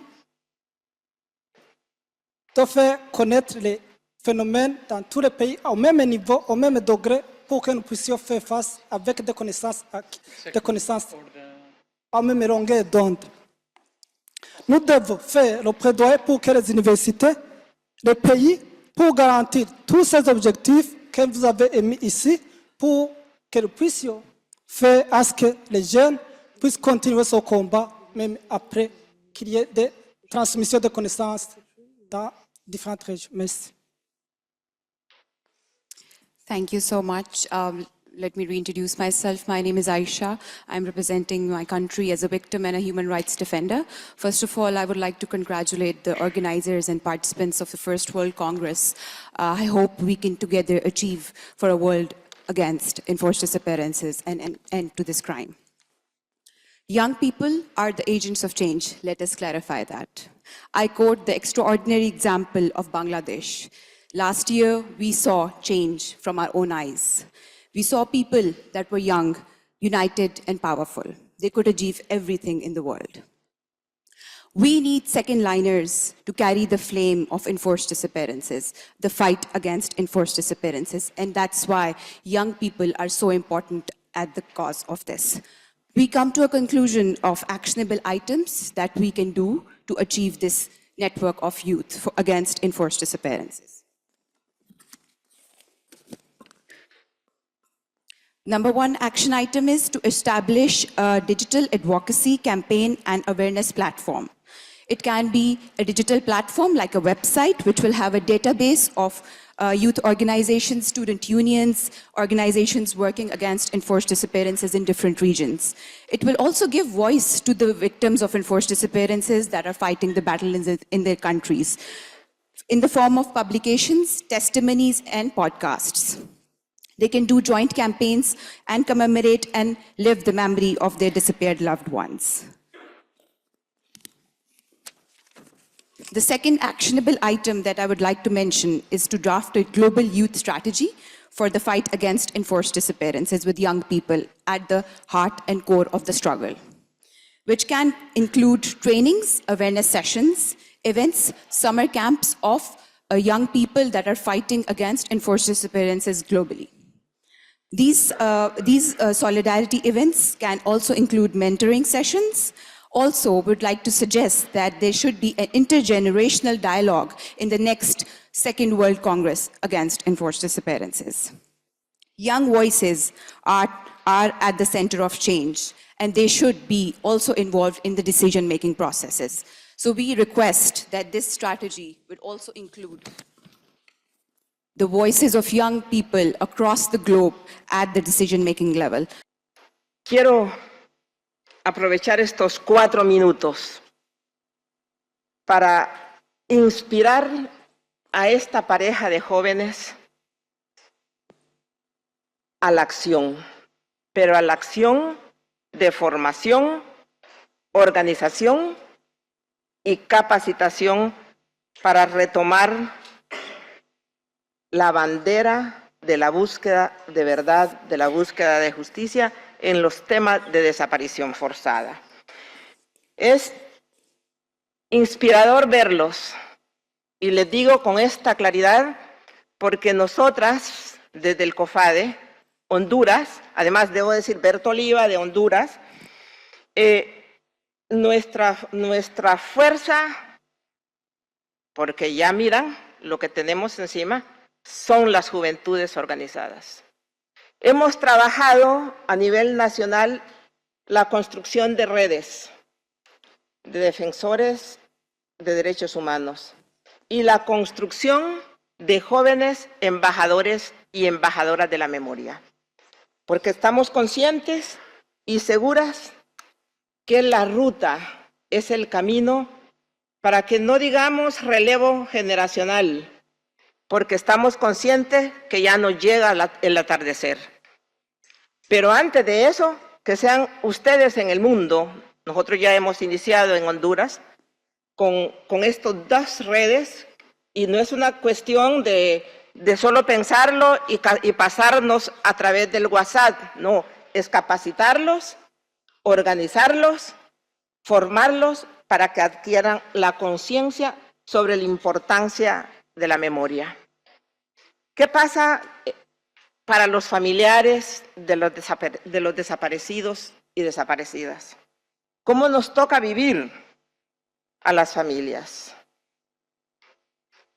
Las horas las convertimos en semanas. Las semanas las convertimos en meses. Los meses los convertimos en años.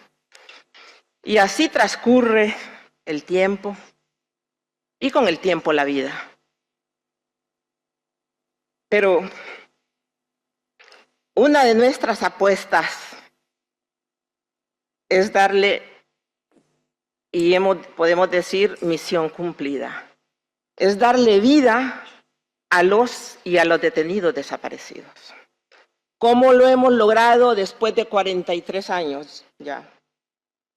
Lo hemos logrado a través de la memoria y a través de la lucha y el ejercicio contra el olvido. ¿Por qué no nos arrepentimos que las juventudes deben asumir este rol?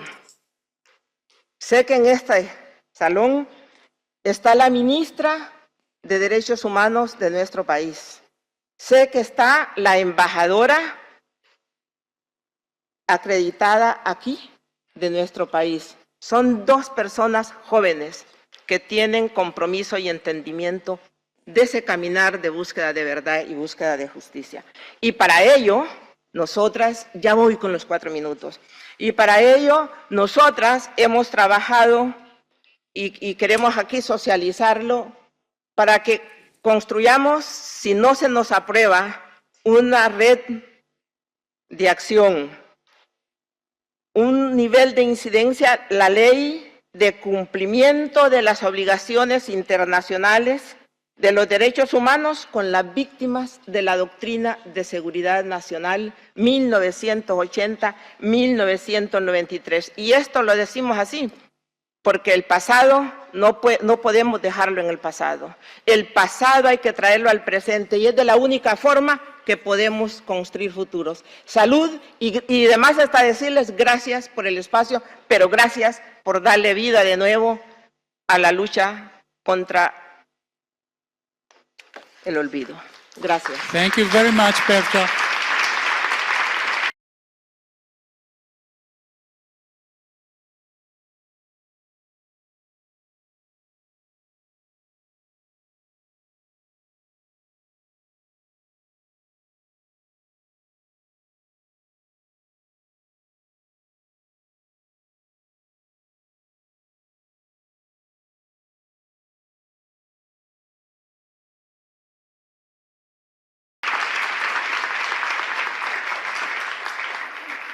Let me now invite the representative of France, Ambassador Selena Granted, Director of Global Affairs of France Ministry of Europe and Foreign Affairs.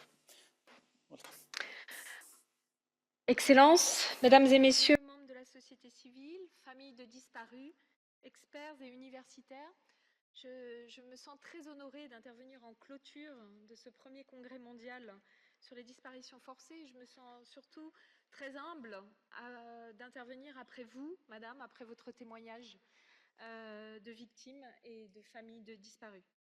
Je voudrais, au nom de la France, renouveler tous mes remerciements les plus chaleureux à tous les co-organisateurs de ce premier congrès mondial sur les disparitions forcées, et en particulier à l'Initiative pour la Convention sur les disparitions forcées. Cet événement me paraît marquer une étape très importante dans notre lutte commune contre ce crime, qui constitue sans doute l'une des plus graves violations des droits de l'homme.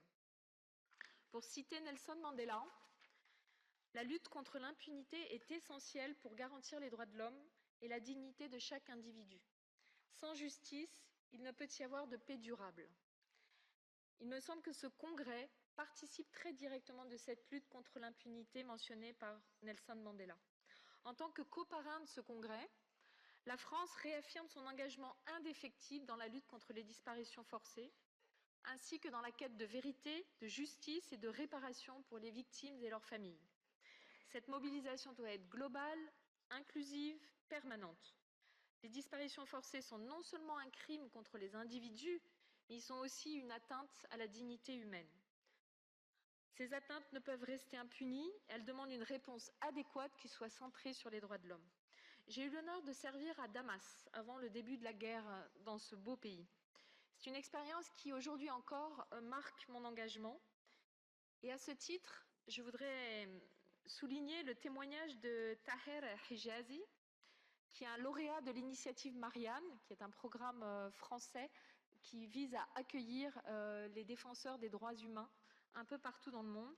J'ai eu l'opportunité d'écouter Taher lors de la Journée internationale des droits de l'homme, le 10 décembre dernier à Paris, et son témoignage m'a beaucoup touchée. Taher documente depuis plus de 14 ans les atrocités commises par le régime de Bachar el-Assad dans les geôles syriennes. Il a dédié sa vie à la lutte contre l'impunité en Syrie, en s'efforçant de donner une voix aux victimes qui ont cherché et qui cherchent encore aujourd'hui des réponses. Cette lutte pour la dignité humaine ne s'arrête bien entendu pas à la Syrie, mais je voulais mentionner la Syrie parce que c'est un pays que j'ai bien connu et qui est cher à mon cœur. Nous ne pouvons pas oublier les vies des femmes yézidis, brisées par le terrorisme génocidaire de Daesh. La France a ainsi été une des premières à soutenir le docteur Naham Hassan, qui est gynécologue et directrice de l'ONG Hope Makers for Women, ainsi que le fonds qui a été constitué autour de Nadia Mourad et du docteur Mukwege, prix Nobel de la paix. La France continuera d'œuvrer pour soutenir les femmes victimes de violences sexuelles et autres exactions en Irak, en Ukraine pour les victimes des crimes russes, en République démocratique du Congo ou encore en République centrafricaine. Bien entendu, il y a plein d'autres lieux où ces exactions ont lieu et nous continuerons à lutter sur tous les fronts. La société civile joue un rôle très indispensable d'alerte, de documentation de ces disparitions. Et nous saluons l'engagement des organisations de la société civile, des associations de victimes et des défenseurs des droits de l'homme qui, par leur dévouement, sont la voix des personnes disparues.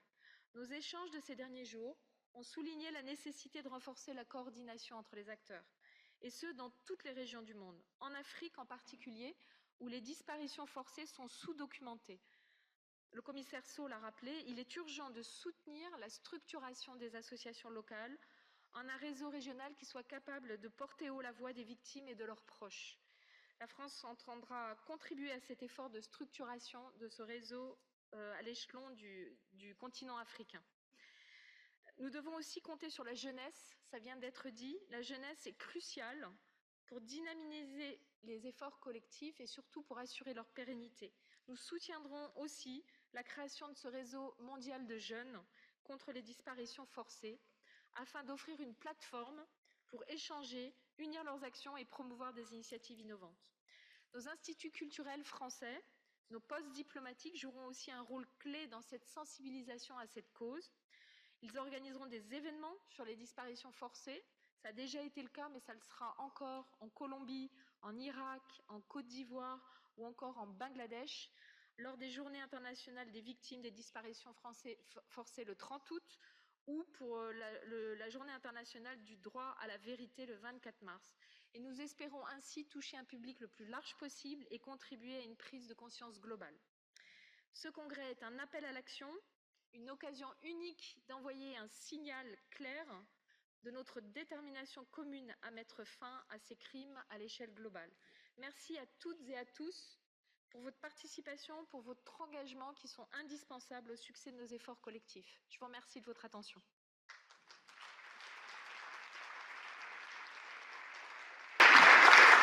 Thank you very much, Ambassador.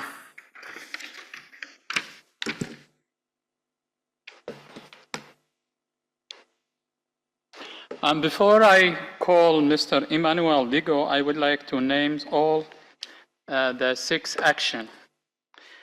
First, the first one, support the creation of a regional victim-led network in sub-Saharan Africa. Organization of an annual meetings of women searchers. Monitoring of CED session. Promotion of the ratification of the convention.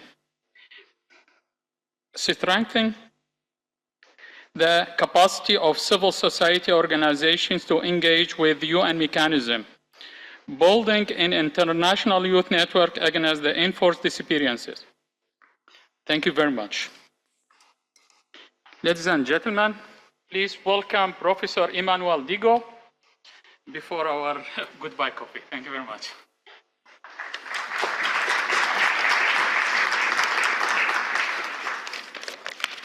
Merci.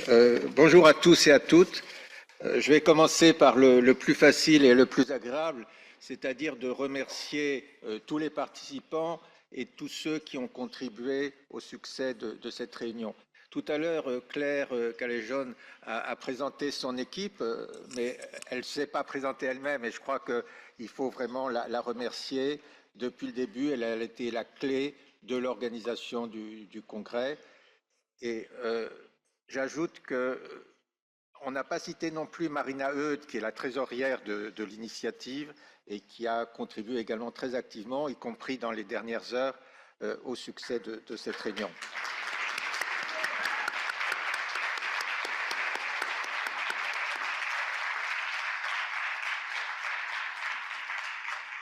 Alors, un autre grand remerciement, c'est pour les interprètes. Évidemment, sans eux, on serait une sorte de Babel, on ne pourrait pas s'entendre, même si par l'émotion, il y a beaucoup de communication qui passe.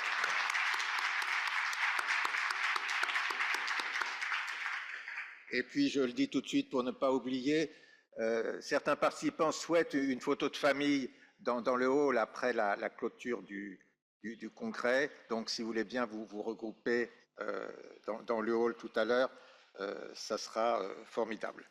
Alors maintenant, je crois que déjà le premier succès, c'est que ce congrès existe. On l'a rêvé depuis longtemps.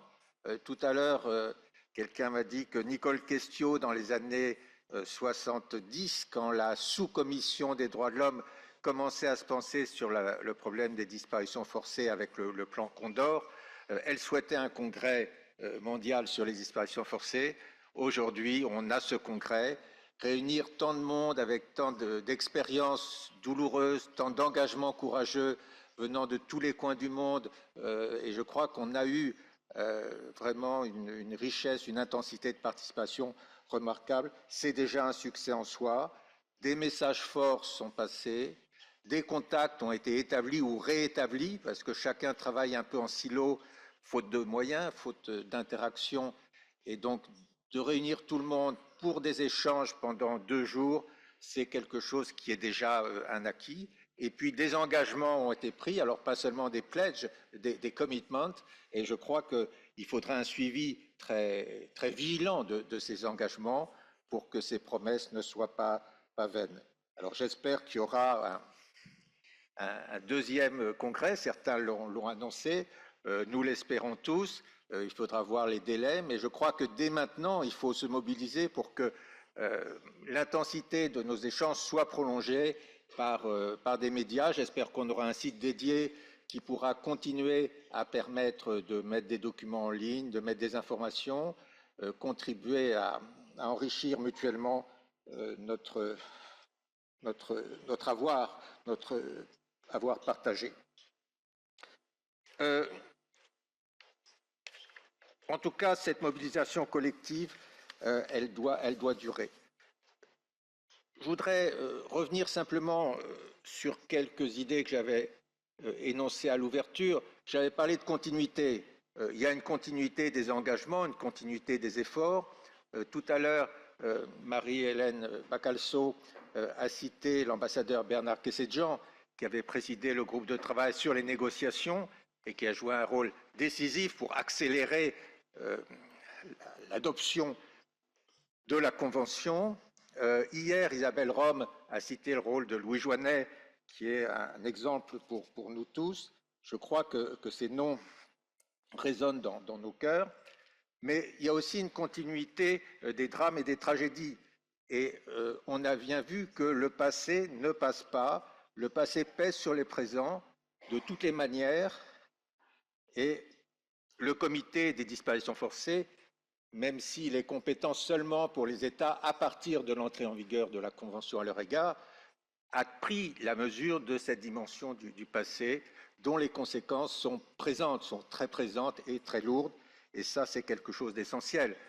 En matière juridique, on parle de crimes continus, de crimes imprescriptibles, mais là, on a vu que les victimes sont intergénérationnelles, avec notamment ce matin un panel très important sur les enfants victimes de disparition forcée. Et là aussi, le groupe de travail a fait des observations générales sur cette problématique des générations, et je crois que c'est très bien d'avoir un réseau de jeunes et de continuer cette dynamique intergénérationnelle. Et puis au-delà, ce sont les sociétés tout entières, les communautés qui sont affectées, et je reviens au principe de Louis Joinet sur la justice et la lutte contre l'impunité, le droit à la justice, le droit à vérité, le droit à réparation, le droit à non-répétition. Ce ne sont pas des mots creux, à chaque fois, c'est des principes qui sont déclinés de manière très précise.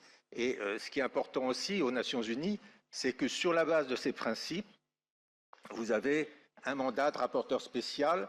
C'est dommage que, par l'éloignement, ni Fabiane Salvioli, qui pendant 6 ans a occupé ce mandat, ni Bernard Duhaene, qui est un ancien président rapporteur du groupe de travail sur les disparitions forcées et involontaires, n'ait pu venir, mais il y a une synergie entre leurs visites, leurs rapports et les travaux du comité des disparitions forcées et du groupe de travail. J'avais évoqué aussi la nécessité de cohérence, et je crois que la centralité de la Convention sur les disparitions forcées a été rappelée fortement, y compris il y a un instant. À certaines époques, des groupes régionaux voulaient des instruments spécifiques, et c'est très bien que le continent interaméricain ait eu sa convention qui est un modèle, qui est en pointe sur de nombreux sujets. Les Européens, dans les années 2010, ont essayé d'avoir une convention régionale, ce qui, à mon avis, était une mauvaise idée, et je pense qu'ils n'auraient pas été plus loin que le modèle universel. Dès le début, notre comité a été très vigilant sur ce point, et je suis très heureux que les dernières résolutions de l'Assemblée parlementaire du Conseil de l'Europe, notamment celle qu'on a évoquée hier sur le rapport d'André Gattolin, aient marqué le soutien ferme, complet, sans réserve des États membres du Conseil de l'Europe sur cette universalité de la Convention. Et je suis très heureux aussi que le commissaire Sceaux nous ait dit aujourd'hui que dans le système africain, là aussi, la référence universelle de la Convention internationale est fondamentale. Donc je crois que l'universalité et la subsidiarité sont très bien articulées sur ce terrain. De même, il y a une complémentarité très forte entre le comité des disparitions forcées et le groupe de travail sur les disparitions forcées ou involontaires. Dès le départ, nous avons dit qu'il n'y a pas 10 experts d'un côté et 5 de l'autre, qu'on était 15 experts à travailler dans le même sens. Ensuite, il faut le mettre en œuvre concrètement avec des contacts, des échanges, et le fait qu'il y ait des réflexions communes, que sur des observations générales ou des déclarations substantielles, il y a un travail commun, c'est quelque chose de fondamental. Le groupe de travail avait fait un grand séminaire il y a quelques années au Maroc sur la question des acteurs non étatiques.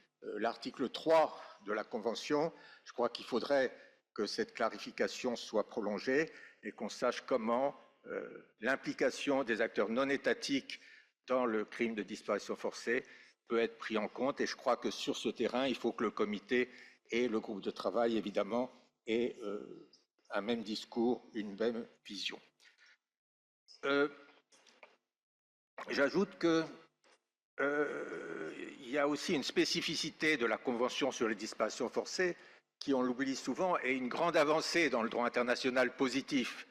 Et il faut être très vigilant pour que des réformes, des codifications, y compris celles mises en œuvre par la Commission du droit international et prolongées par la 6e Commission des Nations Unies, ne marquent pas des reculs et des régressions. Et sur ce point, il y a des garde-fous, ne serait-ce que l'article 32 de la Convention, mais il faut faire très attention que les observations générales du comité et celles du groupe de travail soient prises en compte, puisque c'est à ces organes qu'il appartient d'interpréter et d'appliquer la Convention dans ses meilleurs standards garantis par l'article 32. Je prendrai juste un exemple qui est très sensible, très actuel, c'est la question de la justice militaire qui ne peut pas poursuivre les crimes de disparition forcée, qui sont des crimes affreux, des crimes de droit commun, qui n'entrent pas dans la fonction militaire. C'est quelque chose que le système latino-américain a dit très clairement, que le comité a dit également très clairement dans une déclaration. Pour finir, je crois que le rôle du comité a été souligné très bien par Barbara Lochbihler tout à l'heure. Il y a un point que par pudeur, les membres du comité ne disent pas, ni leur secrétariat, c'est qu'on se félicite qu'au départ, 20 ratifications pour l'entrée en vigueur en 2011, je crois, et puis aujourd'hui 77 ratifications. Mais ce qu'il faut savoir, c'est que le comité, à l'origine, se réunissait 4 semaines par an, et c'est seulement cette année que le comité va pouvoir se réunir 5 semaines. Donc pour faire le monitoring de 77 États membres, c'est très peu, d'autant plus que c'est un travail de toute l'année, avec les appels urgents qui doivent être traités en temps réel, si on veut que ça soit un vrai habeas corpus international, sans parler des visites sur le terrain qui sont très lourdes à organiser. Et donc, il faut aussi donner les moyens de fonctionner de manière indépendante et efficace au comité. Dernier point à souligner, c'est que le comité a été très préoccupé, comme d'ailleurs tous les organes de traité, par la question des représailles et des intimidations sur les personnes qui coopèrent avec les comités, qui parfois sont poursuivis dans les couloirs des Nations Unies lorsqu'ils viennent témoigner, d'où l'importance de contacts informels, confidentiels avec eux, mais qui ensuite, ou qui font des appels urgents, qui recherchent un proche et qui disparaissent en faisant la recherche de ce proche, ce qui est une double victimisation. Sur ce point, l'ensemble des comités de base a adopté des principes très importants à San José de Costa Rica sur la prévention, la lutte contre les représailles et les intimidations. Et chaque comité, notamment le comité des disparitions forcées, avec l'aide des rapporteurs spéciaux, est très vigilant, évidemment, sur ce point. Et je crois qu'on a mis à plusieurs reprises l'accent sur les risques que prennent les défenseurs des droits de l'homme c'est quelque chose d'essentiel, évidemment, pour nous, à tout point de vue, évidemment, pour que les mécanismes des Nations Unies soient une protection et pas un système indifférent, bureaucratique, administratif. Et je crois que tout le monde a cœur à ce bon fonctionnement. Alors, au-delà de ce que peuvent faire les comités, les organes des Nations Unies, dans un cadre juridique contraint, il y a évidemment ce que peut faire la société civile. Et là, je crois que la grande leçon de cette réunion, c'est que les contacts, les échanges d'expériences, de bonnes pratiques, comme on dit, la mise en réseau, des réseaux très anciens comme la FEDEFAM, des réseaux tout nouveaux comme le réseau africain qu'on a annoncé, c'est quelque chose d'essentiel. Et sur ce point, l'ICAED a montré l'exemple et je salue les deux présidentes de l'ICAED qui sont dans cette salle pour leur rôle, leur leadership en ce domaine. Voilà, donc nous représentons une force collective avec une grande énergie créatrice, comme l'a témoigné ces 2 jours. Nous avons une base solide, c'est un traité qui est moderne, qui est peut-être trop compliqué, trop technique, mais qui a beaucoup de potentiel et des potentiels qui n'ont pas encore été utilisés pleinement. Il avait été co-construit, comme on dit aujourd'hui, par les diplomates, par des militants, par des experts indépendants. Je crois que c'est un beau résultat et c'est aussi un horizon. Il faut une ratification universelle. C'est un traité de base qui a une vocation universelle.